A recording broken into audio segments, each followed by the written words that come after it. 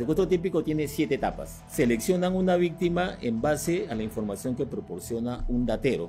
Constantemente la víctima es sometida a condiciones infrahumanas, ¿no? A vejaciones. Ustedes no son los que hablan directamente con el que llama y extorsiona. Nuestro trabajo es asesorar a la familia en la negociación. La primera recomendación, lo primero que tenemos que hacer es todo el tiempo estar cambiando nuestra rutina.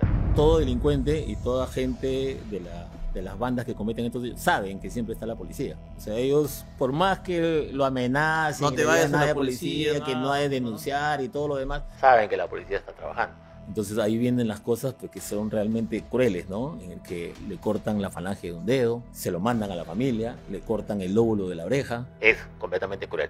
Los delincuentes, en caso de secuestros típicos, siempre tienden a pedir una cantidad multiplicada 10 veces lo que pretenden alcanzar. Pero estas imágenes de secuestro delante de tantas personas, ¿también usted no le dice algo? Falta de consideración a las normas, a las leyes. O sea, gente que no le importa o no le interesa ni la vida humana. El supuesto secuestro al expresidente Alejandro Toledo en el famoso caso del Melody, ¿no? Logramos ubicar el lugar que es el Hotel Melody, donde había estado la noche anterior en una juerga con hasta 4 o 5 chicas. Nos manifestó: es un error, la familia se ha confundido, yo voy a solucionar ese tema, así que ustedes no se preocupen, acá no hay ningún secuestro. Y el domingo sale diciendo: he sido víctima de secuestro, me han drogado, me han dejado abandonado en una cochina. Entonces se nos ha hecho una cosa distinta, ahora dice que no secuestro.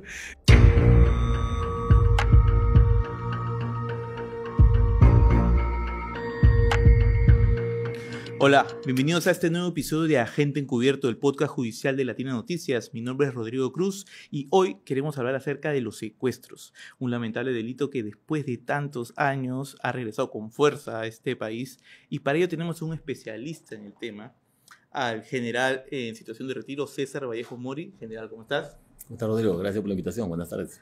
El general Vallejos, para que la audiencia se entere, es un especialista en la materia. ¿Por qué? Por 12 años ha integrado la división de secuestros en la Dirección de Investigación Criminal de la Policía. Es experto en negociación y secuestros y extorsiones. ¿Sí, general?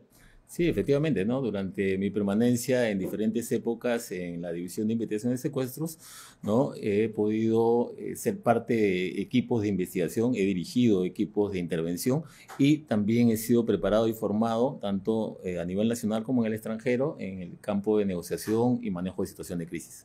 Y lo más importante, ¿no? Que usted conoce, pues además de la teoría, la práctica, que es lo que queremos aquí contarle a nuestra audiencia, testimonios de gente que ha estado en el terreno, que se dice en criollo, conoce la pampa, cómo se investiga realmente los delitos de secuestros en este país. Sí, efectivamente, muchas veces, ¿no? Cuando adquirimos nosotros el conocimiento, no solamente nos basamos en la teoría y en la doctrina. Yo creo que la experiencia, la vivencia, las anécdotas que nosotros atravesamos en la labor del día a día nos permite reforzar esos conocimientos y afianzarlos para poder hacer un mejor trabajo, ¿no? Claro, porque un investigador de secuestro no se forma de un día para otro, ¿verdad, general? No, definitivamente que no, ¿no? Aparte de la mística, ¿no? El esfuerzo, el sacrificio, el compromiso que le pones, tienes que estar preparado, capacitado y especializado en la materia, ¿no? Claro, y con la experiencia, ¿no? Porque estás en la negociación con el secuestrador, pero ahí vamos a ir. A ver, cuéntenos, general, en su experiencia, ¿no? Durante todos estos años de haber investigado estos delitos de secuestro, ¿qué es lo que principalmente ha aprendido?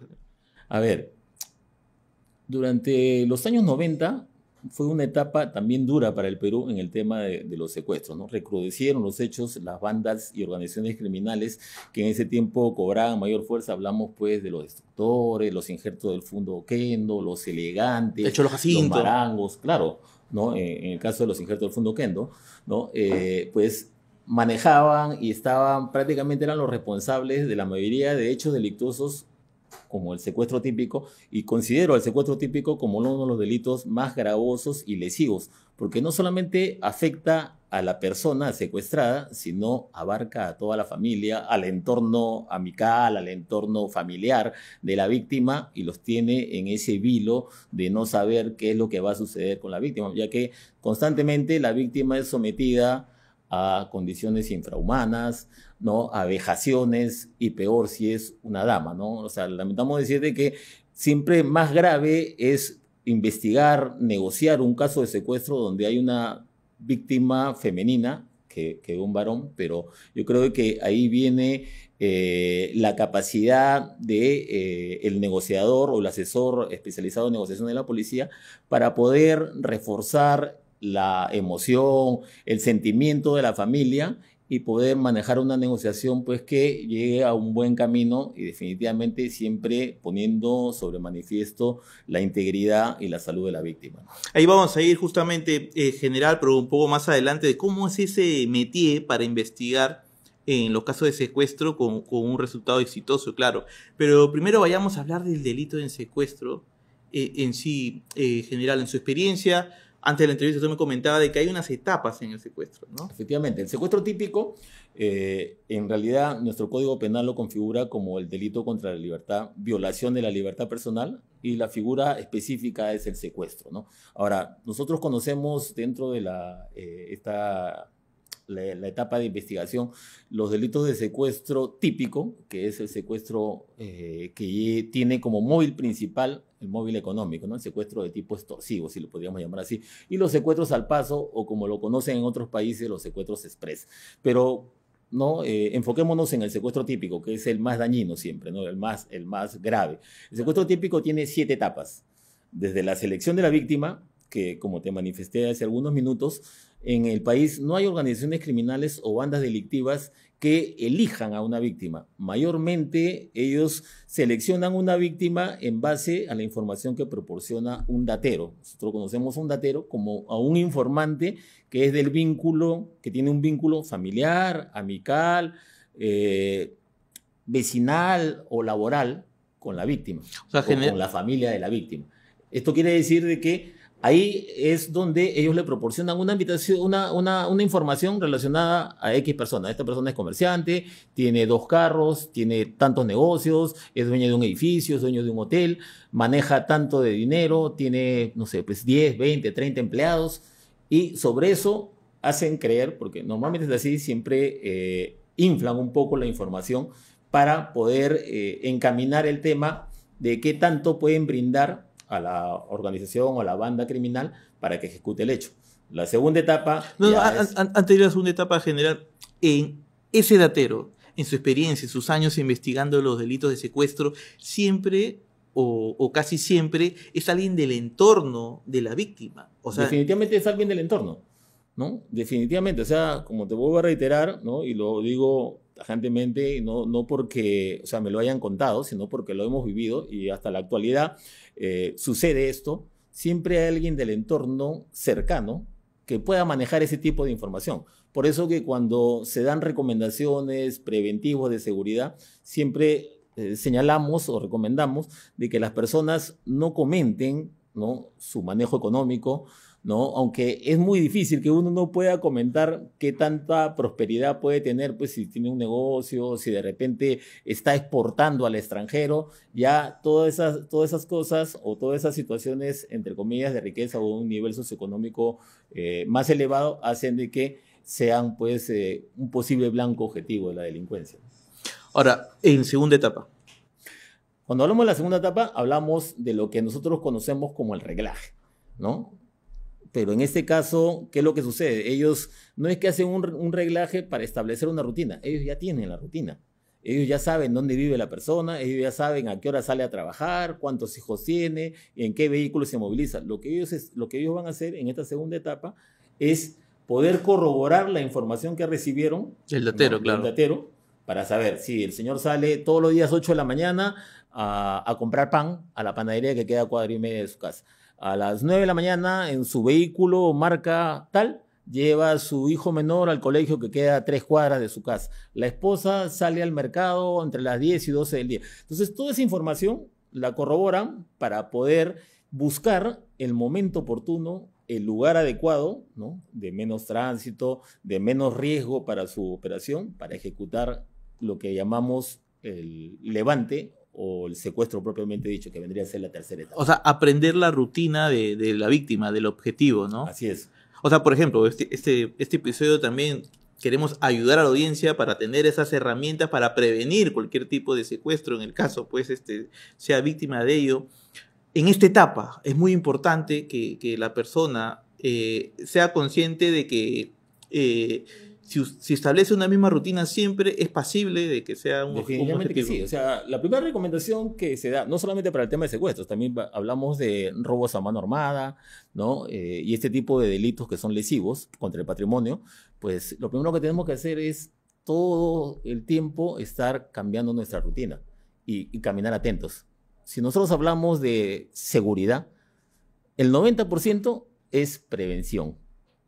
¿Qué quiere decir? Claro, prevención por parte de las autoridades, prevención de uno mismo, porque si uno sale a la calle y está entretenido en el celular, que es lo que pasa hoy en día, ¿no? Porque uno está tan apurado, quiere saber las noticias, quiere enterarse o quiere comunicarse con alguien, entonces todo el tiempo está entretenido en el teléfono y no sabe lo que está sucediendo al frente de uno mismo, ¿no? Entonces, la rutina es indispensable. Si yo salgo a las 8 de la mañana todos los días, pues el día siguiente saldré 7:30, el segundo día o el tercer día, O por otra 8:30, ruta. cambiaré de ruta, tomaré un taxi, etcétera, de temas, ¿no? De esa manera no permito de que mis movimientos sean los comúnmente conocidos por todos.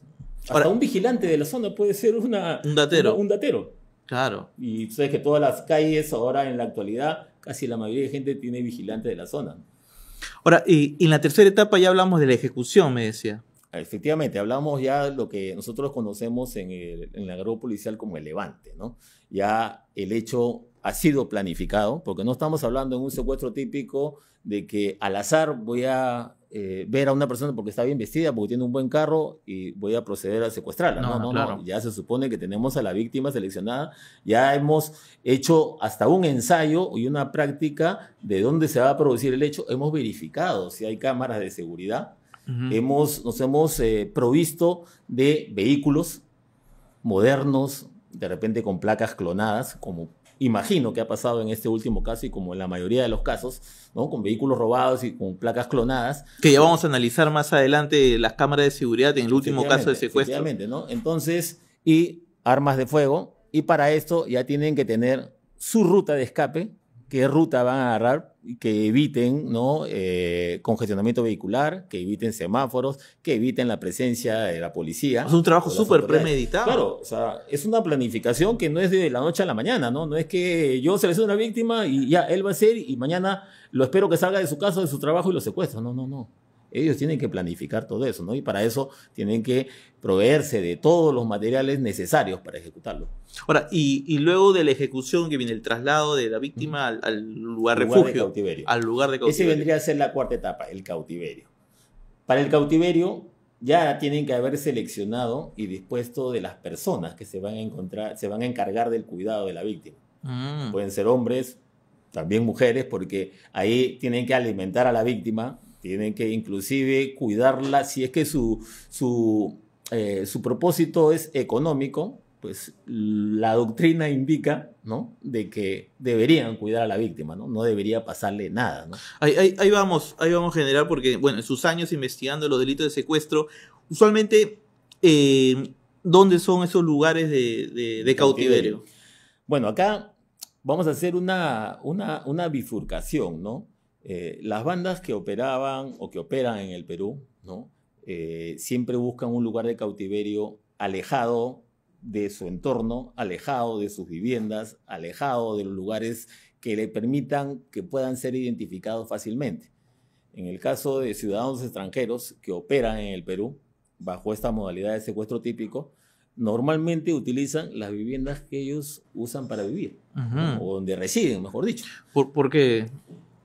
¿Por qué? Porque es muy difícil de que ellos tengan, que puedan conseguir el alquiler, porque normalmente son casas alquiladas, ¿no? Casas, locales, garajes alquilados. Entonces es muy difícil de que la gente que, entre comillas, tiene algún tipo de problema legal y que la mayoría de ellos, en el caso de ciudadanos extranjeros, pueden estar indocumentados e ilegales en el país, de que tengan alguna forma de hacer un contrato de manera formal o legal con alguien que quiera alquilar un inmueble de esa naturaleza. Claro, o sea, y aquí hablamos básicamente de bandas de procedencia venezolana que tienen esa dificultad logística. Efectivamente. Entonces, y además de eso, siempre donde ellos viven, su entorno, ¿qué es? es de la misma nacionalidad. Ujú. Los lugares donde mayormente ellos tienden a alquilar son lugares de menor costo económico, Ujú. lugares de la periferia, lugares donde siempre son zonas inseguras para cualquier transeúnte. Entonces es muy difícil de que alguien externo ingrese a su zona, ¿no? Es como si hicieran una zona cerrada y exclusiva, ¿no? Como un control territorial exclusivo para ellos. Entonces, para ellos les permite tener mayor seguridad tener a una persona secuestrada en el lugar donde ellos acostumbran vivir. Ahora, general, estamos en la etapa del cautiverio y aquí es importante precisar el móvil, ¿no? O detectar el móvil del secuestro, porque usted me hablaba si es netamente económico o de repente hay un tema ahí pasional, Bueno, digamos, porque eso va a depender la efectivamente, integridad ¿no? de la Hay víctima, un ¿no? móvil, también puede haber un móvil pasional, puede ser un móvil religioso, puede ser un móvil económico, puede ser un móvil político, ¿no? En el Perú, normalmente los casos que se han registrado, en el 90-95% han sido móvil económico. Hay un porcentaje, ¿no? Entre quizás el 7-8% que puede ser un móvil producto de alguna rencilla, de control de hegemonía de las bandas, de algún problema que haya suscitado entre un grupo y esta persona o la familia de esta persona. Y el otro es un tema pasional, cuando muchas personas, muchos ciudadanos nuestros, ¿no? O nacionales, se meten en una relación, entre comillas, ¿no? Sentimental con estas ciudadanas y a la vez estas ciudadanas se convierten en los dateros de los Claro. delincuentes o son pareja o allegadas también sentimentales de delincuentes Ahora, extranjeros. establecer ese móvil va a depender también de la garantía de qué tan segura va a estar la víctima, ¿no? Es que es complicado. ¿Por qué? Porque cuando la policía comienza un trabajo para investigar un hecho delictuoso de esta naturaleza, lo primero que hace es investigar al entorno, ¿no? Ahora, si fuera un tema pasional, definitivamente que hablamos de una persona que la secuestran, hablemos del caso de este dentista, si no me equivoco, que fue secuestrado en San Juan de Lurigancho, ¿no? Que de San Juan de Lurigancho fue secuestrado en el centro de Lima, ¿no? Hay una ciudadana extranjera vinculada al tema y porque tenía, según la información que podemos manejar, tenía una relación extramatrimonial con ella. Ajá. Pero definitivamente la esposa no sabía esa información. Entonces, cuando la policía entrevista a la esposa, no va a saber esa información. Pero cuando aperturan su información, de repente sus redes, hasta su teléfono, por información que pueda proporcionar la empresa telefónica, van a encontrar ese vínculo, ¿no? Ajá. Y ese vínculo, pues, ya va a direccionar de que existe mayor peligro en la negociación y en la situación de la víctima. Porque si es un tema pasional, el propósito no es económico, el propósito es venganza, ¿no? Es como en el tema de rencillas. Si secuestran a una persona por un tema de rencillas, su propósito no va a ser ganar dinero, su propósito va a ser deshacerse de la persona. Claro, porque si el propósito es económico, a estos delincuentes lo que le interesa es recibir el pago. Así es. Y bueno, en su experiencia general, cuando el tema es netamente económico, no le hacen daño a la víctima. Las bandas nacionales antiguamente tenían, entre comillas, unos códigos de honor, ¿no? Ajá. Se podría, dentro del ámbito criminal. Entonces buscaban que la víctima sea considerada realmente como un objeto material, ¿no? Es por eso de que se produce el mercadeo, la oferta y la demanda, la venta, ponerla en venta a la persona. Entonces, si yo voy a vender algo, no puedo vender un producto en mal estado. Es algo lógico, ¿no? O sea, disculpen las víctimas de temas de secuestros si me expreso así, pero para el delincuente lo maneja así, ¿no? Con Ajá. total frialdad. Como una mercancía. Efectivamente. Entonces, yo esa mercancía la voy a ofrecer en venta. ¿Y quién es el único postor? La familia. Claro. Ni siquiera el empleador, ¿no? Porque póngale que, porque a veces ha pasado también algunos secuestros de que secuestran a una persona y acuden al jefe de la empresa o al gerente de la empresa para que él afronte el tema económico. Es algo completamente ilógico, ¿no? Porque no hay un vínculo familiar entre esa persona y mucho menos sentimental entre esa persona y la víctima, ¿no? Claro, por eso pues es fundamental establecer cuál es el móvil de este secuestro. ¿Cuál es la quinta etapa, general? La quinta etapa ya viene a ser la negociación. O sea, una vez que la persona está en cautiverio, los delincuentes han asegurado que no han sido seguidos por la policía, que la persona ya está a buen recaudo bajo la custodia de 2 o 3 personas que son los encargados del cautiverio, de la custodia, pues se inicia la negociación. Ujú. Normalmente el negociador no participa ni en el levante, ni en la planificación, ni en el cautiverio, sino directamente en la negociación. A veces se podría decir que tercerizan el servicio de negociación, ¿no? Y traen a una persona que maneje estos cánones para poder negociar, ¿no? El rescate o el pago de un rescate con los familiares de una víctima. Ahora, esto es importante lo que está precisando en general, porque lo que nos dice es de que de esta organización, o sea, de toda esta operación que se hace para secuestrar a alguien, está la parte operativa, ¿no? Está quienes realizan, pues, Que ejecutan. los que ejecutan, lo que hacen el reglaje, el marcaje, como se le llama, pero el negociador es otro. El negociador no generalmente en su experiencia, No participa. no es el que hace la parte operativa. Algunas veces hemos podido encontrar que el negociador es uno de los cabecillas, algunas veces. Ujú.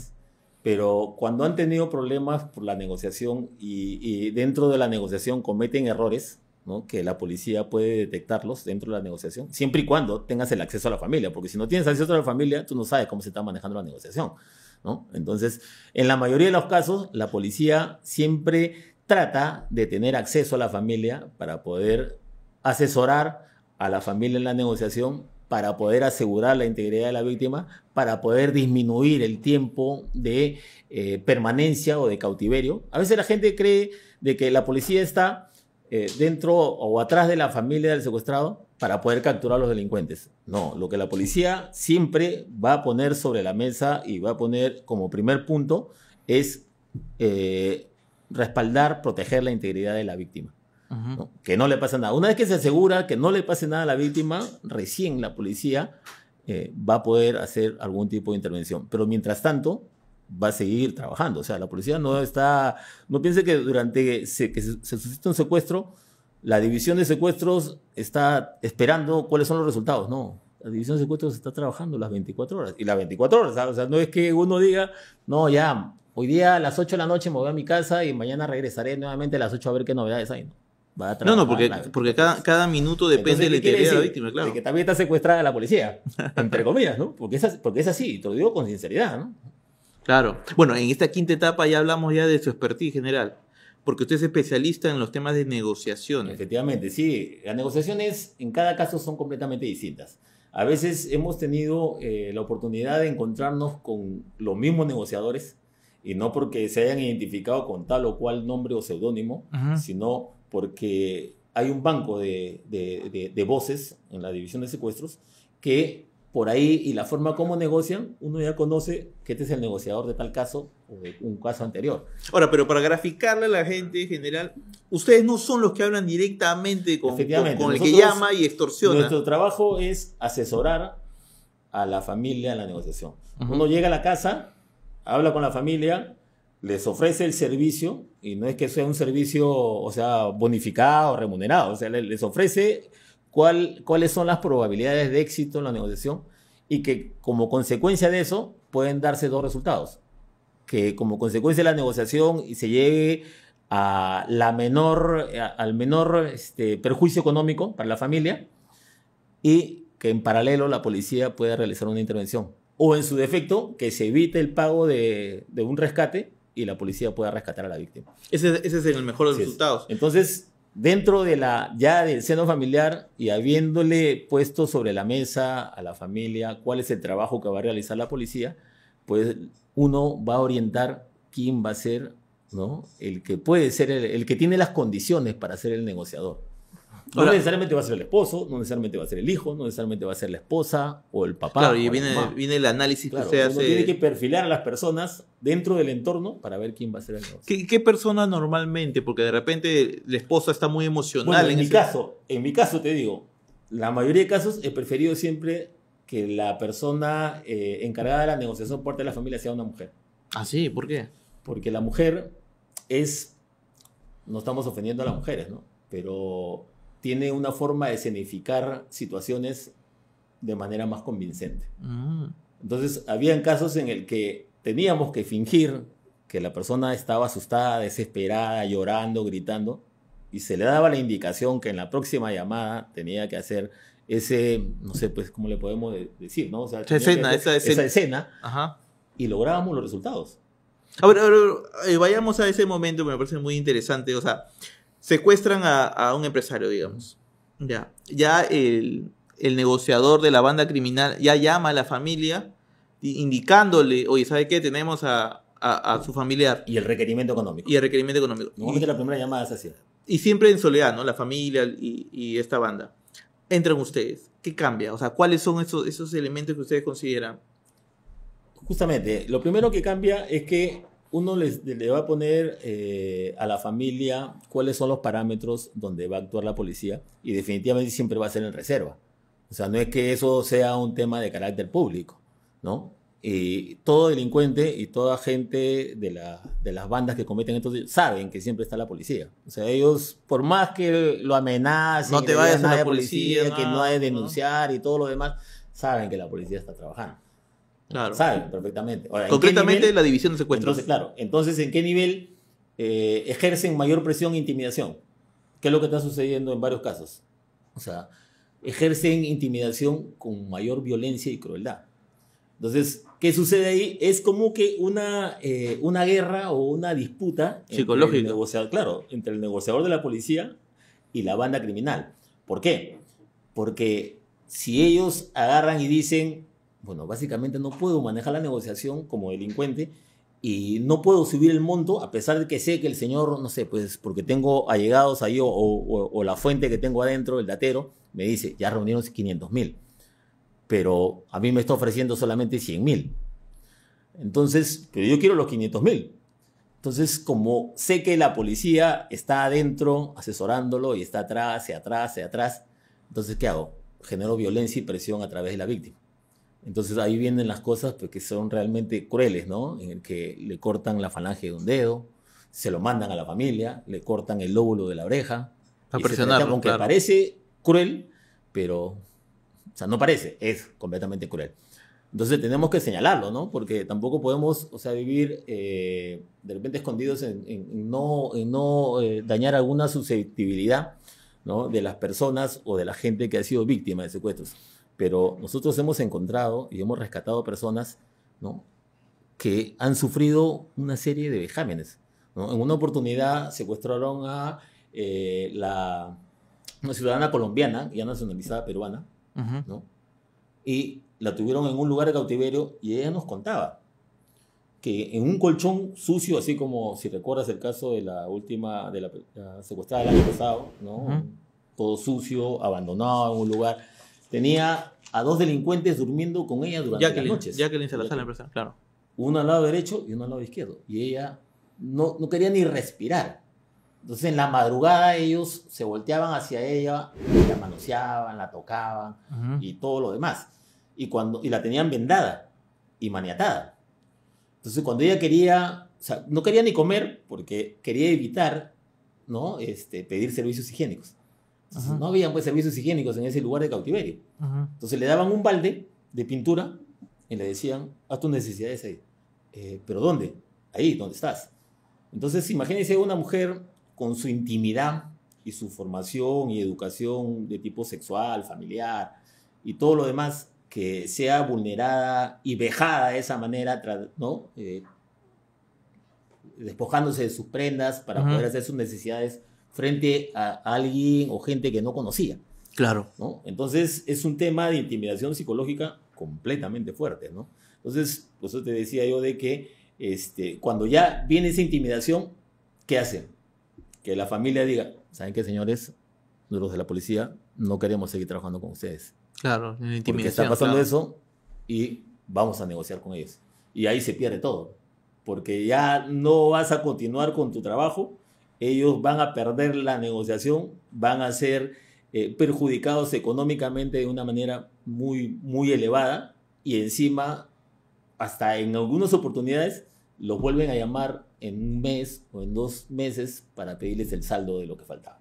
Ahora, en general, en su experiencia, cuando viste esos casos, ¿cuáles son esas señales, esos elementos que usted se fija con el negociador del otro lado, o sea, de los delincuentes, a la hora de hablar?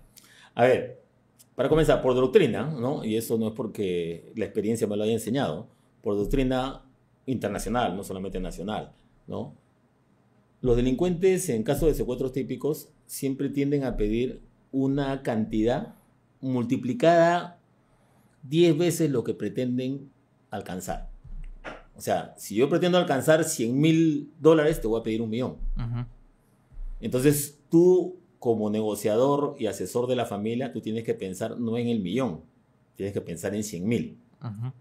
Entonces, tú vas a negociar sobre los 100,000, entre comillas, para poder reducir la cantidad, pues, 25, 30, 35, 50, etcétera, de temas, ¿no? Pero la familia, cuando está desesperada, y si tiene la plata, pues va a querer vender la casa, va a querer vender el carro, va a querer vender su negocio y todo lo demás por conseguir la plata. Claro, porque de alguna manera ellos también ellos también están cautivos de alguna manera. Sí, efectivamente, ¿no? Entonces imagínate cuando tienen secuestrada a un familiar y si es femenino. Claro, pero ¿qué otras consideraciones usted tiene presente en ese momento, además del tema económico? De repente el secuestrador les dice algo que ustedes aprovechan para... Sí, claro. Por ejemplo, cuando ellos conversan con el negociador de la familia y le dice, bueno, tu familiar me acaba de decir tal cosa, y de repente esa información solamente la manejaba X o tal de la familia o X o tal de la empresa. Entonces comienzas a apuntar hacia ellos, ¿no? Entonces, ¿por qué? Porque toda la mayoría de las negociaciones o de las conversaciones son grabadas, ¿no? Entonces, ¿qué pasa? La policía trabaja con un área de análisis que todo el tiempo está analizando toda esta información que se recaba para ver cuáles son los puntos vulnerables y qué pueden utilizar para poder encaminar, ¿no?, la labor de investigación y de intervención. ¿Se podría decir que esa etapa es el punto más crítico en el momento del secuestro? Para la víctima, yo creo que es el punto más crítico. ¿Para ustedes? Para la familia, igual. Para nosotros, yo creo que el punto más crítico es llegar a establecer la situación de la víctima. Porque luego de una negociación, ¿cuál es la parte final de la negociación? Llego al tope, llego al tas con tas, sea la cantidad que fuera, en la que ambos estamos de acuerdo, yo te voy a dar tanto y la otra parte la acepta, ¿no? Lo que digamos una negociación, pues, que llega a la culminación de la negociación. ¿Y qué es lo que viene? Previo al pago, viene la prueba de vida. Entonces, si no hay prueba de vida, no pagas. Claro que es muy difícil convencer a la familia de eso, pero para eso viene el temple, el manejo del negociador para poder convencer a la familia de que hay que exigir una prueba de vida. ¿Por qué? Porque para el delincuente, esta cantidad de dinero a la que hemos acordado ya pagar, también, tú me vas a pagar eso ya, pero yo la tengo todavía, pues. Entonces, pero ya para él es como que fuera la plata, es como si le estoy apeteciendo, toma, acá tengo un dinero, pero a cambio del dinero tienes que decirme cómo está mi familiar. Claro. Tienes que demostrarme que está bien. Entonces viene la prueba de vida. Entonces hay diferentes formas de prueba de vida, ¿no? Algunas que recuerdo. A veces te mandan un video, a veces te mandan una foto, a veces hacen que llamen, que la víctima llame, como decir, en el mismo teléfono con el que negocian, habla. Llaman al familiar y le hacen hablar a la persona, ¿no? En otras oportunidades le dicen, ya, no vas a hablar con ella, pero yo quiero verla, tampoco la vas a ver. Entonces, pregúntale algo que solamente ella. A ver, ya, que te diga de qué lo operaron cuando tenía 10 años. Entonces, ¿quién más va a saber esa respuesta? Los delincuentes no la van a saber, ¿no? Entonces, sí, tuvo una caída y se fracturó la pierna, la rodilla. Entonces, ya, efectivamente. Y es una información reciente, ¿no? Ahora, y eso ya estamos hablando de la sexta etapa. No, todavía. Estamos dentro de la etapa de la negociación. Ahora, hay algo puntual ahí en el tema de la negociación. Es las comunicaciones. Si bien es cierto, en la actualidad ha mejorado la información que puedan proporcionar las empresas telefónicas, claro, previo requerimiento de la Fiscalía del Juzgado y previa disposición judicial de que se levante el secreto de las comunicaciones y tengan la información. Ahora, ¿cuál es el problema? De que utilizan chips extranjeros y equipos extranjeros. Entonces, estos equipos extranjeros no están registrados en las empresas telefónicas nacionales y por ende no las pueden rastrear. Y los chips, mucho peor. Claro. Entonces, ahora, si hay contrabando de armas, definitivamente que va a haber contrabando. Claro, te llaman de un celular de Afganistán, digamos. Claro. Entonces, es demasiado complicado de que puedan ellos, así te llamen, de la espalda de la casa de la víctima o al frente de la DININGRI, que te puedas dar cuenta de que el señor te está llamando por la negociación. ¿no? Eso es un tema importante. Importante. Y ahí lo vamos a analizar después cuando hablemos del tema de prevención. Pero en la etapa 6, ¿de qué estamos hablando? A ver, general? cuando hablamos de la sexta etapa, ya es lo que denominamos nosotros el pago del rescate o la entrega del pago del rescate. Momento que también, tenso de ese... Para los delincuentes, podríamos decir que es el segundo momento más crítico. Para ¿Por qué? ellos. Para ellos. Y para la policía también, pues, ¿no? ¿Por qué? Pero más para ellos. ¿Por qué? Porque ellos, como te vuelvo a reiterar, ya, entre comillas, tienen asegurado el dinero. Ujú. O sea, ya les han dicho que les van a dar 500.000, 1.000.000, 700, 200, la cantidad que sea. Ellos están de acuerdo. Entonces, planifican toda una operación para poder recibir el pago de rescate. Estamos hablando de bandas nacionales. Las bandas extranjeras están optando por otra modalidad. ¿Cuál? Están optando por requerir transferencias a cuentas bancarias.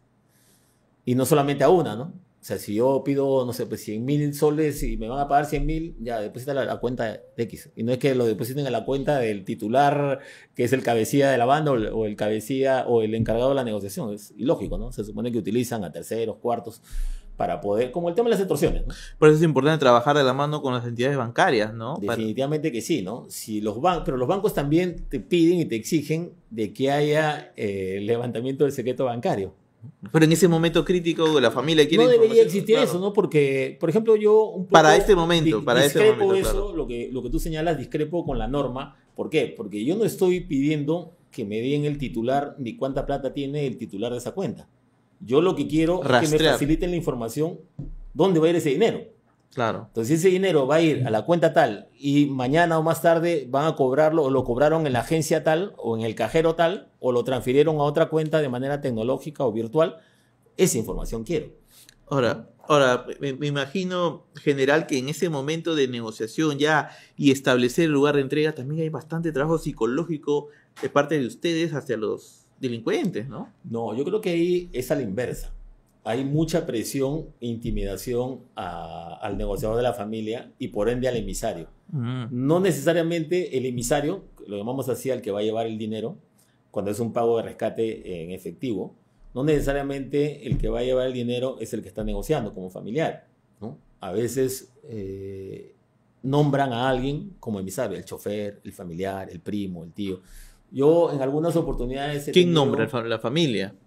La familia y ellos a veces también para asegurarse, decía que vaya tu primo Juan, Ya. porque le preguntan a la víctima quién puede ser, no, pero tengo chofer. Entonces ahí viene también el manejo del asesor de la negociación, que Ajá. es el policía, para poder orientarlo. Ya sabes que, ¿para qué vas a arriesgarte tú en llevar el dinero? Te puede pasar algo, que vaya alguien de nosotros, ¿no? Y lo vamos a presentar como tu chofer, tu primo, tu familiar. Tú acabas de llegar a Estados Unidos, no conoces Lima, no tienes carro, te van a prestar un carro y va a venir tu primo a recogerte y él te va a llevar. Entonces, yo en 2, 3, hasta 4 oportunidades he sido emisario de la entrega del dinero, ¿no? Ah, sí. Y es súper Pero usted súper riesgoso. usted como agente encubierto. Como agente encubierto, ¿no? Bueno, entre comillas, como una figura de esa naturaleza, ¿no? Ajá. Ahora, usted me habla que este es un momento crítico también para los delincuentes. ¿Por qué? Porque se exponen. Porque ahí. se exponen a que la policía pueda capturarlos. Ujú. Entonces van a tomar sus precauciones. La entrega de dinero puede demorar 8, 10, 12 horas. Porque no es que digan, ya sal de tu casa, ¿en qué vas a salir? Voy a salir en un auto Toyota Corolla, color rojo, de placa tal. Va a ir manejando mi primo Juan y yo como copiloto. Ya, entonces, ¿dónde vives? Bueno, vivo en San Martín de Porres. Vamos a poner como ejemplo este caso, ¿no? Del último secuestro. Vivo en San Martín de Porres. Ya, te vas a dirigir al Óvalo Infantas, ¿no? Del lugar donde estás, en 10 minutos debes llegar por ahí. Entonces la persona sale al Óvalo Infantas. Date 2 vueltas al Óvalo Infantas. Están en constante comunicación Claro, con... claro. Le piden que no cuelgue el teléfono para poder estarlo monitoreando todo el rato y evitar de que la persona pueda estar comunicándose con la policía o con otro, ¿no? Entonces, ¿qué es lo que hacen? Tratar de detectar si la policía nos está siguiendo, nos está persiguiendo o algo por el estilo. Aunque tú podrías utilizar un GPS, ¿no? Ujú. Pero básicamente utilizar un GPS te va a permitir ubicar el vehículo a donde va a llegar, pero no te va a permitir visionar quién es el que recibe el dinero, ¿no? Claro. O sea, algo completamente ilógico, ¿no? Entonces, luego de ello, lo hacen ir por diversas calles, diversas avenidas, lo cambian de distrito, lo vuelven a traer y al último... Por eso dice que se demora varias horas en la Claro. entrega. Y al último pueden hacerlo, le dicen, por ejemplo, no, sigue avanzando y pasa por el puente Tocongo, por ejemplo, ya, sobrepara ahí, bájate del carro, andate al puente y vas a ver una moto abajo, lanza el paquete. Entonces, si la policía estuviera ahí, lanza el paquete, la moto agarra el paquete y se va. ¿Lo vas a alcanzar? Jamás. Lo único que vas a ver es una moto que con alguien con casco que se llevó el paquete. ¿Y la víctima en qué momento? La víctima, eso ya es la última etapa, pues, lo que viene a ser ya la liberación, si en caso, como consecuencia de un pago de rescate y de una entrega de dinero satisfactorio, no, como te digo, la doctrina dispone claramente de que no debes intervenir. Hay casos en que se ha intervenido, ¿no? Gracias a Dios no ha pasado situaciones lamentables, pero sí es un gran riesgo para la Pero víctima. usualmente, en su experiencia, Porque ¿dónde? no es ¿dónde una lo- contraentrega, pues. No es una contraentrega, No claro. es una contraentrega. Eso lo vemos en las películas nada más, que dejas el Claro, maletín claro, y ya, baja y del lo auto. cruza, y claro, no, Claro. Normalmente, ¿cómo hacen la entrega? como te repito, yo en una oportunidad hemos entregado el dinero a través de un puente. En otra oportunidad, también que he sido encargado de llevar el dinero, ha sido debajo de uno de los puentes peatonales de Salumilla. Y la Y víctima. la persona estaba en el otro lado, en la auxiliar. Entonces me decía, por encima del muro, lanza el paquete. Lanzaba el paquete, pues no sabías a quién se lo lanzabas. Entonces, ya lo recibieron, ahora anda, vete y espera que la libere. Dentro de las 24 horas, pues, digo, cuando hablamos de la última etapa, ya la que es la liberación de la víctima, dentro de las 24 horas se produce la liberación. Si es que cumplen con sus códigos, como te digo.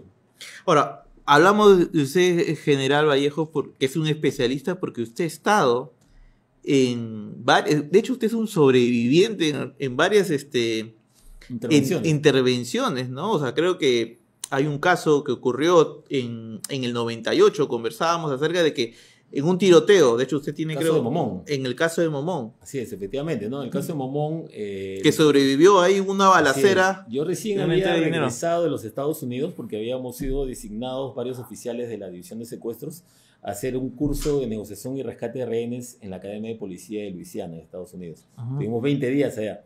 Y cuando regresamos, nos encontramos que se había producido un secuestro de un empresario maderero. Así que- Felipe Hermosa Matos, en Así el es, julio así es, 98. Así es. Entonces, el equipo que estuvo a cargo me pidió apoyo para integrarme a la negociación, tratando de aprovechar los conocimientos que habíamos obtenido en el extranjero. Ajá. Así que estuvimos trabajando la negociación y en ese lapso de tiempo fuimos encaminando hasta que se llegó a pactar ya el monto a entregar y la entrega del rescate se dio en el Boglin de Miraflores, no sé si te acuerdas ahí. frente Claro, a en la Embajada del Balta. parque, así es, donde termina el Parque Kennedy. Y ahí es donde se produce un enfrentamiento armado al momento de la entrega, ¿no? Con Momón y dos de sus secuaces fueron capturados. Ahí resulta herido quien habla, junto con un comandante. Momón y Pero otro abrieron más. fuego ahí en la mismo, cerca al Parque Kennedy. Fue un domingo 5 de noviembre, si no me equivoco, de ese año, si lo recuerdo perfectamente, y fue una balacera infernal, 2 de la tarde, imagínate esa Un zona. domingo, 2 de la Miraflores. tarde, Miraflores. Claro. O sea, una balacera y con armas de fuego de largo alcance. Momón tenía una pistola UCI, una pistola ametralladora UCI y un fusil AKM. Y los otros dos tenían 2 granadas cada uno y 2 pistolas cada uno. O sea, era un arsenal entre los tres. Tenían como 20 armas, entre armas y explosivos. ¿Y qué fue lo que pasó para que detonara así ese operativo? Se supone que nuestro trabajo era identificar a los que iban a recoger el dinero. Ujú. No era intervenir, como te voy a repetir, la doctrina no nos prohíbe, entre comillas, intervenir. Pero, Para proteger a la víctima, claro. claro, pero ¿qué pasó? De que cuando pasan este tipo de casos, no solamente un grupo trabaja, un grupo de secuestros trabaja, o de unidad de secuestros trabaja en el caso, trabajan todos los grupos, ¿no? Entonces todos los demás grupos se convierten en órganos de apoyo. Ajá. Entonces, ¿qué es lo que sucede? El negociador está dentro de la casa y el negociador recibe la información, ¿no? Ya, vas a salir y te vas a dirigir, como en el caso de este, al Parque Kennedy. Entonces, nosotros estamos en tal sitio, vamos a demorar 20 minutos. Entonces, se irradia. las unidades que están cerca. Entonces, ¿qué es lo que pasa? Como no se sabe dónde va a ser la entrega del pago de rescate, tú mueves gente en todos sitios. Es decir, ya un grupo está en Barranco, el otro grupo está en Miraflores, el otro grupo está en San Juan, el otro grupo está en Lince, y así. Entonces, los grupos que están más cerca son los que llegan primero. Ajá. Pero nosotros fuimos acompañando o dándole como una especie de cobertura de seguridad a la esposa y a la cuñada que fueron llevando el dinero. Ajá. Y nos estacionamos, como decir, dándole como te vuelvo a reiterar, ¿no? Brindándole seguridad a cierta distancia para evitar que les pase algo. Porque, ¿qué sucedía? Que la persona que tenía dinero era la esposa. La esposa era hija de un acaudalado empresario, ¿no? Entonces, ellos pensaban como familia de que lo que querían supuestamente los delincuentes era como hacer un intercambio. Cuando la señora iba a pagar el dinero, la secuestraban a ella, ¿no? Menos mal que no pasó eso, pero luego de recoger el dinero, todos estábamos en observación, pero no sabíamos que otros grupos más estaban en la zona, ¿no? Entonces, uno de los delincuentes se percata que uno de los vehículos de la policía estaba en el lugar y pasa por su lado y los identifica, ¿no? O sea, se da cuenta que eran policías. Y ahí se produce la primera intervención del forcejeo. A raíz de eso, él dispara al aire, el otro corre y va donde estábamos nosotros lo capturamos y baja Momón, que estaba a media cuadra con un vehículo estacionado, baja con su pistola ametralladora y comienza la balacera, se desató. ¿Cuánto habrá demorado? Como media hora esa balacera. Y como te repito, ¿cuánto se dio? 4 heridos subieron. De hecho, usted tiene este libro, Policía a prueba de balas, que aquí cuenta la historia de ese secuestro. Un libro narrativo, autobiográfico, con las principales anécdotas policiales vividas durante mi carrera, ¿no? Donde puedo detallar con exactitud todos los casos, por lo menos los más relevantes en los que he participado durante toda mi trayectoria policial. Por ejemplo, este del empresario maderero en Miraflores, donde hubo esta balacera, donde usted resultó herido. También en tenemos el caso de Momón y sus sicarios, así se denominaba la banda, ¿no? Y claro. Era particular el tema, ¿por qué? Porque esta banda no solamente cometía secuestros, cometía asesinatos y robos agravados. Ellos eran los que le decían a la banda que mataban a los cambistas. De repente los más jóvenes no se acuerdan eso, general. Que a fines de los 90 teníamos esta banda de los injertos, teníamos, claro, como usted menciona, Momón, teníamos ese ataque, pues, a los cambistas, ¿no? Como lo acaba de mencionar. Y ahora estamos viendo que de nuevo los delitos de secuestro están siendo cada vez más constantes. ¿A qué le atribuye, general? A ver, el delito de secuestro tiene marcadas etapas, marcadas épocas, ¿no? En etapas de tiempo estamos hablando, en las que aparecen con mayor fuerza, ¿no? Entonces yo creo que estos años, estos 3, 4, si podemos hablar, últimos años, está sucediendo eso. Entonces la única manera de frenarlos es no solamente con penas duras o más severas, porque hace 15 o 20 años estas penas se agravaron, se endurecieron, si podríamos llamarlo así. Antes el delito de secuestro era penado de 10 a 15 años de cárcel. En la actualidad es de 20 a 30 y cuando hay lesiones graves o muerte de la víctima es cadena perpetua. Claro. Entonces no podríamos decir... Por ahí no va el tema. Claro, que los delincuentes tienen miedo atemorizados por la ley. Por las penas que se van a ir 30 años presos, ¿no? Efectivamente que no, ¿no? Aunque por ahí también hay una salvedad, ¿no? Estuve revisando hace algún tiempo atrás la jurisprudencia de sentencias anteriores y la forma como nuestro Poder Judicial evalúa los casos en el tema de secuestros típicos, que era mi interés, ¿no? En esa época, ¿no? Y veía que, por ejemplo, a veces no se configuraba el delito de secuestro típico porque la víctima no era el dueño del patrimonio. Entonces, a mí me parecía bastante raro eso, pero hay casaciones judiciales existentes que dicen eso en la jurisprudencia, ¿no? Entonces, ¿qué es lo que dice? Si secuestran al hijo de la persona que va a pagar, está bien, hay secuestro típico, pero no se daría la modalidad de delito contra la libertad, sino delito contra el patrimonio en la figura de... No, ella desnaturaliza. Entonces, el tema, desnaturaliza la figura y por ende la pena es diferente, ¿no? Ahora, general, pero usted que estuvo en esa época donde se investigaron estos secuestros gravísimos, ¿no? Que cometían, por ejemplo, los injertos, ¿qué hicieron? ¿Qué se hizo en esa época para que se bajaran esos secuestros y qué se podría hacer ahora? Creo que hubo una gran preocupación del gobierno con respecto a, y no solamente el gobierno, ¿no? Yo creo que los entes del comercio civil, ¿no? Las empresas privadas tuvieron una activa participación. ¿Qué es lo que sucedió? Primero, el gobierno dictaminó la ley de terrorismo agravado, que implicaba de que los delitos violentos, ¿no? A mano armada, en banda o en agrupaciones criminales, ¿no? Eran tipificados como delitos de terrorismo agravado. Uh-huh. Las penas eran hasta cadena perpetua, de 35 años a cadena perpetua, y los que los juzgaban eran los que nosotros, o que todo el mundo conoció en esa época, denominados los jueces sin rostro.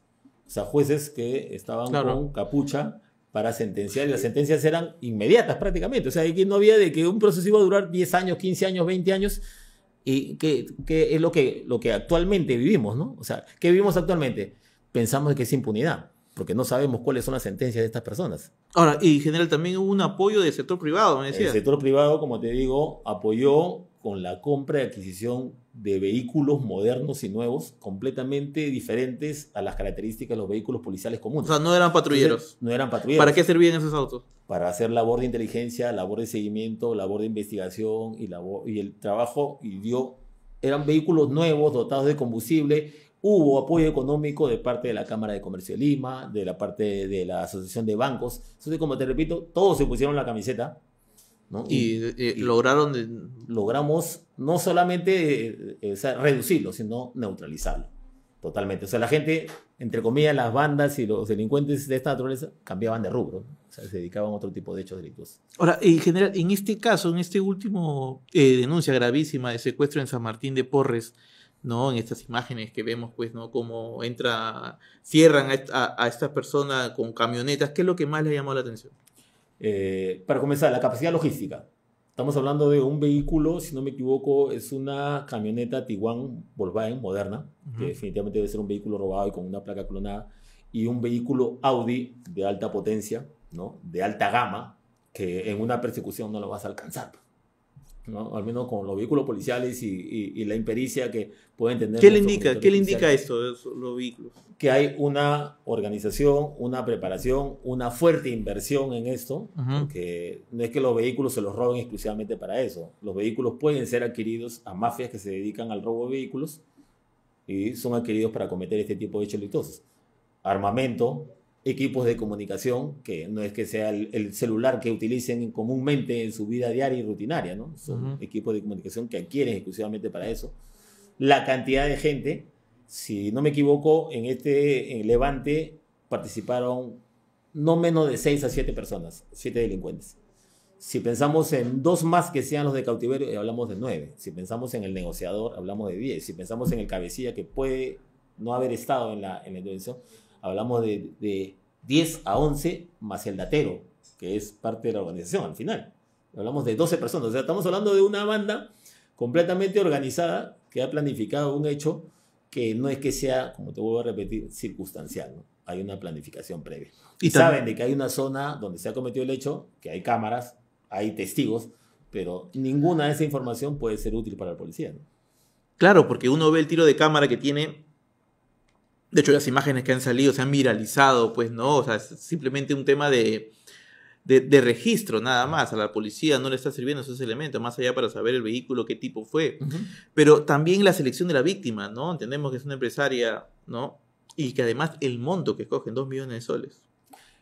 Como te voy a repetir, en el tema del monto no reparamos mucho cuando escuchamos, dices, por los 2 millones que le piden, entonces estamos hablando de una persona que tiene una capacidad económica muy elevada, muy fuerte, etcétera, de temas, ¿no? Yo creo de que siempre las cifras van a oscilar entre 1, 2, 3 millones, ¿no? Ahora, y estas imágenes, como común, ¿no? Pero estas imágenes de secuestro delante de tantas personas, ¿también usted no le dice algo? Bueno, lo que te puedo decir es que con total desparpajo, sin temor a la presencia o intervención policial, total falta de consideración a las normas, a las leyes, o sea, gente que no le importa o no le interesa ni la vida humana. O sea, esos secuestradores los secuestradores de hoy, a diferencia con los que usted combatió hace hace ya más de 20 años, son más fríos, son más, Son más calculadores, son más calculadores. son más agresivos, ¿no? No hay este tipo de códigos de honor dentro de la banda Del criminal mundo no lumpen. como para poder respetar la vida de la víctima. Pero imagínate, el solo hecho de pensar en negociar con una vida, mercadear una vida, ya, ¿qué clase de persona? O sea, no nos de repente ahondemos en el tema de carácter psicológico, pero la mayoría de estos sujetos cuando son capturados por la policía, ¿no? Son sometidos a evaluaciones psicológicas y la mayoría tienen rasgos psicopáticos. Ujú. Claro. Total irrespeto a las normas, o sea, manipuladores son gente inteligente, o sea, no estamos hablando de gente incapaz o de gente que tenga problemas mentales y no pueda reaccionar, que no piensa ni nada por el estilo. O sea, se creen dueños del mundo, se creen seres y entes superiores. Y no les interesa absolutamente nada. Y eso también sumado, ¿no? A la dificultad de que cómo ellos se comunican ahora, ¿no? A través, pues, de los celulares, que hace más de 20 años no había esa tecnología. Definitivamente que sí, ¿no? O sea, yo creo que aprovechan toda esta situación del avance tecnológico a favor, pero yo sé que la policía, ¿no? También hace lo suyo, hace lo propio, y también, o sea, también tenemos mucha gente preparada y que aprovecha también, y que viene aprovechando la tecnología y cualquier error que puedan haber cometido. Te lo digo, con sinceridad, no hay crimen perfecto. Eso es completamente claro. Y general, antes de ir al tema de la prevención, solamente usted también, además de estos casos que ha contado de secuestro, ha participado también en un caso de secuestro más anecdótico que delincuencial, que fue el supuesto secuestro al expresidente Alejandro Toledo en el famoso caso del Melody, ¿no? Sí, bueno, así como hay secuestros típicos, también la policía evalúa los casos que, entre comillas, son considerados para nosotros como autosecuestros, ¿no? O secuestros falsos, ¿no? Falsos secuestros, ¿no? Y uno de los casos que marcó notoriedad en aquella época, que también fue en el año 98, en octubre del 98, fue el caso de... En ese tiempo todavía no era ni candidato, ¿no? Y usted estuvo de parte de la investigación. Estuvimos a cargo del caso, ¿no? Yo en ese tiempo era capitán, mi jefe de grupo era un mayor, ¿no? Y nos designaron para asumir el caso. Tuvimos una primera entrevista con la señora Elian, esposa del señor Toledo, y en una primera instancia nos comentó de que él había salido ese día en la mañana a una conferencia en Lesan, porque él era el vicedecano, si no me equivoco, de SAN, y ya no había regresado. Y eso, para comenzar, era falso, porque él había salido el día anterior a trabajar y ya no había regresado durante toda la noche. Pero para la señora era un poco común el tema, porque sabía, entre comillas, no sé, de debilidades o la forma en que actuaba el señor en ese tipo de juergas, ¿no? Entonces, cuando llegamos a detectar eso, cuando pudimos recabar los movimientos bancarios y de las tarjetas que habían utilizado, y mayormente las compras habían sido en lo que en ese tiempo existía, que era la farmacia Deza, no sé si te acuerdas, ahí en Claro. San Isidro, Miraflores, no me acuerdo dónde quedaba, que era como una boutique, bazar, o sea, no solamente era una farmacia, había de todo, ¿no? Y de la tarjeta de Toledo había salido pagos de esa farmacia. Así es, ¿no? Entonces, cuando comenzamos a revisar y habían salido pagos y registros y movimientos desde el día anterior, dijimos, pero si usted dijo, entonces ahí recién ella nos aclaró de que desde el día anterior el señor... Hasta que logramos ubicar el vehículo en un hotel en... no, primero fue, el vehículo lo ubicamos en un hotel en la esquina de Arriola con Javier Prado. No sé si por ahí, por esa zona, hay hoteles así. Y antes había discotecas, que era el Escarabajo, ahí al frente donde ahora donde está Cruz del Sur, la empresa Cruz del Sur, ¿no? Esa zona era de discoteca. Entonces, el vehículo había llegado ahí, logramos ubicar al vehículo y luego de ello, en paralelo, logramos ubicar el lugar que es el Hotel Melody, donde había estado la noche anterior en una juerga con hasta 4 o 5 chicas. Claro, y después él denunció el autosecuestro, que lo habían drogado, ¿no? Efectivamente, ¿no? O sea, cuando nosotros ya lo ubicamos camino a su casa, ese mismo, al día siguiente, y le dijimos pues que éramos de la división de secuestro, que estábamos investigando por ese secuestro, y él, porque yo estuve en esa entrevista, ¿no? Nos manifestó, es un error, la familia se ha confundido, yo voy a solucionar ese tema, así que ustedes no se preocupen, acá no hay ningún secuestro, tuve una reunión y listo, allá.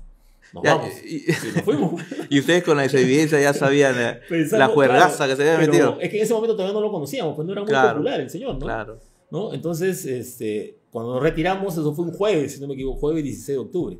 Y el domingo sale en lo que era este canal en televisión, un programa dominical, Ujú. ¿no? Diciendo, he sido víctima de secuestro, me han drogado, me han dejado abandonado en una cochera. Nosotros, no sé si hemos hecho una cosa distinta, ahora dice que no secuestró. Entonces se activó toda la maquinaria de investigación y sacamos toda la verdad, pues, ¿no? ¿No? Claro, que en realidad ese secuestro pues terminó siendo Claro, todo ubicamos al taxista, que era el que había llevado... ¿Por qué? Porque había un taxista que trabajaba de manera exclusiva para la farmacia de esa. Ujú. Entonces, cuando las chicas venían con la tarjeta de él a comprar productos, ¿Qué? ¿no? Él estaba en juega, pues, ¿no? Y ellas venían a comprar productos y decían, ya, tal reloj, tal cosa, tal regalo, tal... todo O lo que sea, podían Toledo comprar. le dio su tarjeta a las Claro. chicas. Entonces, ellos y las chicas ya sabían cómo lo manejaba la farmacia. No era que era cualquier tienda en la que uno podía Claro, hacer claro. eso, ¿no? ¿Por qué? Porque la tienda ya sabía que las chicas se dedicaban a este tipo de actividad, ¿no? Porque trabajaban en esa zona. Y no, yo no creo que era el único ni el último que fue víctima de esta situación. Entonces, ¿qué pasaba? No le entregaban los productos a las chicas. Decían, no, tiene que firmar el titular. Llamaban al taxista, ya usted va a acompañar a la señorita y va hasta donde el titular y que el señor firme. Entonces el taxista llegó al Hotel Melody, habló con recepción, lo acompañaron hasta el cuarto, tocaron la puerta y ahí es donde pues, estaban ahí en plena... O sea, Sí, con su harén. así es, con su harén, y él firmaba, ya, entonces entregaba los productos. Y usted considera el testimonio de ese taxista. Teníamos todos los testimonios, todo eso se encaminó, ¿no? Bueno, de caso de secuestro más, Definitivamente que sí, eso ya viste toda la cola que trajo, ¿no? O sea, y después el señor fue candidato y fue presidente de nuestro país, ¿no? O sea, Solo ahora nos causa risa, pero si de repente a raíz de ese tema, ahí nomás se hubiera frenado su carrera política de este personaje, no hubiéramos tenido tanto agravio en el país, ¿no? General, hablemos de la prevención en los casos, pues, para precisamente evitar los casos de secuestros, ¿no? ¿Usted qué le aconsejaría, no? Al comienzo del programa hablábamos acerca, pues, ¿no? De estar atento de tu rutina, ¿no? ¿Qué otras recomendaciones tiene? Bueno, nosotros cuando estuvimos trabajando ahí, y yo creo que es algo que no permanece todavía estable, se estableció una cartilla de seguridad para cada una de las etapas del secuestro, ¿no? La principal pues era para el tema de evitar ser objeto, de ser blanco fácil o potencial blanco de delincuencia, ¿no? Entonces ahí era parte de la rutina, era parte de manejar con mayor reserva sus movimientos económicos, que no sea pues públicamente, tratar de ver quién era la gente de su entorno más cercano, amical, laboral, y saber y aclarar de que siempre el riesgo de mantener relaciones extramaritales o extramatrimoniales con personas que aparecían en su vida, en su camino, también acarreaban este tipo de situaciones. Sino con eso queríamos proteger el matrimonio, ¿no? Sino que solamente No, de preservar pasada, la de seguridad pasada de la también. persona, claro. Preservar la seguridad de la persona, ¿no? Y ahora en el Entonces, mundo de las redes sociales también cuidado, mayor cuidado con definitivamente con la temas, pues, información que de uno hace propaganda. Yo creo que eso es la esa sí es la información que utiliza la gente para el tema de las extorsiones, ¿no? Conversaba hace algún tiempo atrás con el jefe de la DININCRI y también con el jefe de la unidad de secuestros y intercambiábamos opiniones y le decía, mira, cuando ustedes trabajen temas de extorsiones y llega la gente a denunciar, yo sé que han creado grupos tal y grupo X y etcétera de temas, que líneas, no, líneas oficiales para poder recibir la denuncia, que todas las comisarías reciban la denuncia. Pero acá lo que están olvidando ustedes es que tienen que demarcar las modalidades. O sea, dentro de la extorsión hay diversas modalidades y y la policía las conoce. Entonces, hay modalidades en las que lo que hacen ellos es mandar una ráfaga de mensajes, Ajá. ¿no? Bajan, como tú dices, de las redes sociales o a veces de anuncios o de repente se pasean por una avenida. Tú te vas a una avenida de un distrito populoso, pensemos en San Juan del Urigancho, porque creo que ahí es donde hay una mayor cantidad de estadística en tema de secuestros, hasta de secuestros, ¿eh? Y extorsiones. En una sola cuadra, ¿cuántos negocios encuentras? Claro. Encuentran como 50 negocios en una sola cuadra. Entonces, a todos los negocios le mandan mensajes. De los 50, uno o dos te van a contestar. A pescar, claro. Suficiente. Y van a atracar. Pero si tú a esas personas le dices, bueno, cuando es un negocio, cuando es un mensaje con tales características en la que no te dan detalles y datos Sobre ¿no? uno. personales que de alguna manera porque te dicen, ya conozco a tu hijo. Tú no tienes hijos, eres soltero. Por ejemplo, ya sé que paras en una camioneta. Tú no tienes camioneta, te mueves en el tren y en el metropolitano, ¿no? Entonces, cosas como esas, pues, tienes que descartarlas nada más. Claro. Sencillamente no le haces caso o bloqueas el número. Entonces, así te evitas una cifra muy elevada de denuncias y de victimización. Claro, uno puede decir, me están extorsionando, que te mandaron un mensaje, te están extorsionando. No, te mandaron un mensaje extorsivo, pero no te están extorsionando todavía. Te van a extorsionar cuando tú aceptas el teje y maneje y comienzan a intimidarte. Ahí recién comienza prácticamente el tema de la extorsión, cuando recibes la intimidación. Entonces, ahí es donde tú debes ponerle mayor énfasis en esa modalidad, en la que proporcionan determinados datos de tu entorno, de tu vida personal, de tu vida íntima. Entonces, sobre esos casos es donde debes operar. Y eso es lo que deberías, como autoridad policial, aleccionar a las personas para evitar de que Seas captado, claro, seas captado. Y me deja pensando también el tema de cuidar tu círculo, ¿no? Pensando en lo que le sucedió a la empresaria Jacqueline Salazar, ¿no? Filtrar bien con quién personas... Pero ahí es un poco complicado, si tú te das cuenta. O sea, tú puedes, de alguna manera, dentro de mis actividades de seguridad, filtro con qué personas me reúno, con qué personas logro conectarme, pero ahí estamos hablando de un vínculo familiar de carácter político. O sea, ¿a qué me refiero? De que no era el tío directo de sangre de la persona, ni Claro. el primo directo de sangre de la persona. Era la pareja, ¿no? Y el hijo político de la tía, que sí era de sangre. Entonces, ¿cómo tú filtras esa parte? ¿Qué tendrías que decirle a tu tía? Tía, no te metas con él porque no sabemos quién es y peor, no sabemos con qué. Claro, qué complicado, dinero, por el estilo. complicado. Pero claro, pero Es un tema difícil, ¿no? Que, claro, tú sobre eso puedas cuidar que tu información no sea abierta totalmente en ese tipo de vínculo familiar, ¿no? Eso es otra cosa, pues, ¿no? General, le agradezco por haber estado con nosotros. No, al contrario, gracias a ustedes por la invitación y siempre a su disposición.